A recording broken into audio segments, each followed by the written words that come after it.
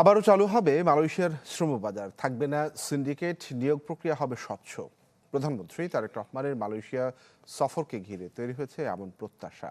অভিবাসন বিশেষজ্ঞরা বলছেন, বাংলাদেশ নিয়ে কুয়ালালামপুর সরকারের অনাস্থা কাটানোর বড় সুযোগ হতে পারে প্রধানমন্ত্রীর এই সফর।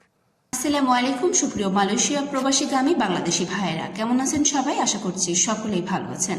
আজকের ভিডিওতে আমরা আলোচনা করব মালয়েশিয়ার ভিসা বা শ্রমবাজার পুনরায় চালু হলে আপনাদের কি কি করতে হতে পারে বা কি কি করতে হবে, কোন কোন এজেন্সির মাধ্যমে বা কোন এজেন্সির মাধ্যমে যাওয়া নিরাপদ এবং কিভাবে দ্রুত ভিসা অনুমোদন সম্ভাবনা বাড়ানো যায়। তো বন্ধুরা, ভিডিওটি শুরু করার আগে অবশ্যই আপনাদের কাছে ছোট্ট একটি অনুরোধ থাকবে, আপনি যদি আমাদের চ্যানেলে নতুন হয়ে থাকেন অবশ্যই চ্যানেলটি সাবস্ক্রাইব করে রাখবেন, কারণ আমাদের এই চ্যানেলে প্রতিনিয়ত আমরা মালয়েশিয়া বিষয়ে নিত্য নতুন তথ্য আপনাদের মাঝে দেওয়ার চেষ্টা করব।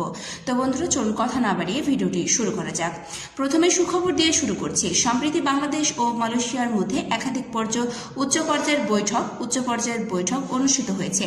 এসব বৈঠকে মালয়েশিয়ার শ্রমবাজার দ্রুত চালুর বিষয়ে ইতিবাচক আলোচনা হয়েছে এবং দুই দেশই প্রক্রিয়া সহজ করার বিষয়েও কাজ করছে।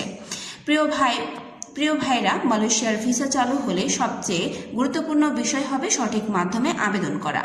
অনেকেই দালাল বা অবৈধ এজেন্টের ফাঁদে পড়ে লাখ লাখ টাকা হারান, তাই কখনো ফেসবুক পোস্ট বা অপরিচিত ব্যক্তির কথায় টাকা লেনদেন করবেন না। আপনাদের প্রথম পছন্দ হওয়া উচিত সরকারি প্রতিষ্ঠান, বয়েসেল অথবা সরকারি অনুমোদন, কারণ বৈধ নিয়োগ প্রক্রিয়ার নিয়োগকর্তা এবং ভিসার তথ্য যাচাই করা যায় এবং প্রতারণার ঝুঁকি কম থাকে। এখন প্রশ্ন হলো, ভিসা খুললে কি কি প্রস্তুতি আগে থেকেই নিয়ে রাখবেন? প্রথমত, আপনার পাসপোর্টের মেয়াদ কমপক্ষে 2 বছর থাকা ভালো। দ্বিতীয়ত, জাতীয় পরিচয়পত্র, পুলিশ ক্লিয়ারেন্স, শিক্ষাগত সনদ এবং অভিজ্ঞতার কাগজপত্র প্রস্তুত রাখুন। তৃতীয়ত, মেডিকেল পরীক্ষার জন্য শারীরিকভাবে নিজেকে প্রস্তুত রাখুন, কারণ মালয়েশিয়ার কর্মী পাঠানোর ক্ষেত্রে স্বাস্থ্য পরীক্ষাকে অত্যন্ত গুরুত্ব দেওয়া হয়।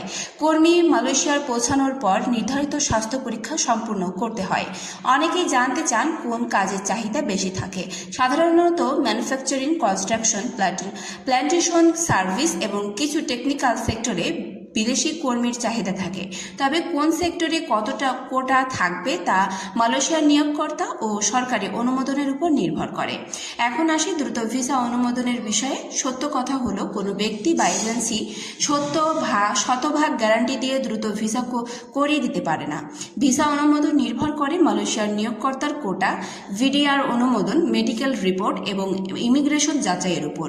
তবে কিছু বিষয় মেনে চললে প্রক্রিয়া সহজ হতে পারে, যেমন সব কাগজপত্র সঠিকভাবে জমা দেন, পাসপোর্টে কোনো ভুল তথ্য রাখবেন না, মেডিকেলে কোনো সমস্যা থাকলে আগে থেকে চিকিৎসা নিন, শুধুমাত্র অনুমোদিত এজেন্সির মাধ্যমে আবেদন করুন, অতিরিক্ত টাকা দিয়ে শর্টকাট প্রক্রিয়ায় প্রলোভনে পড়বেন না।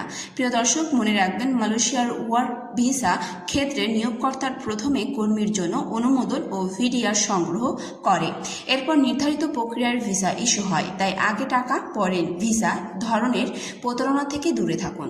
সবশেষে বলবো, মালয়েশিয়ার শ্রমবাজার চালু হওয়ার বিষয়ে ইতিবাচক অগ্রগতি থাকলেও এখনও সরকারি চূড়ান্ত ঘোষণা বা নির্দেশনা ও নিয়োগ প্রক্রিয়ার বিস্তারিত ঘোষণা অনুসরণ করা জরুরি। শ্রমবাজার খুললে সরকারি নির্দেশনা অনুযায়ী আবেদন করুন এবং কোনো দালালের খপ্পরে পড়বেন না।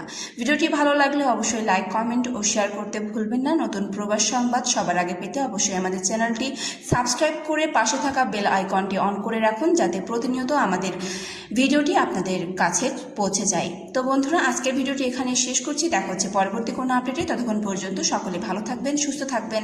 আল্লাহ হাফেজ।